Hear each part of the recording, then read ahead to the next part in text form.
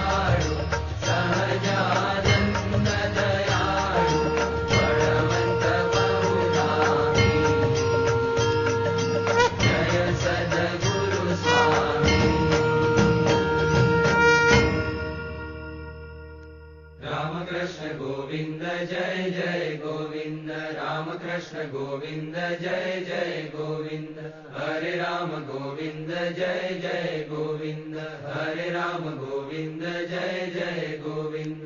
Narayana Hare Swami Narayan Hare, Narayana Hare Swami Narayan Hare, Swami Narayan Hare, Swami Narayan Hare.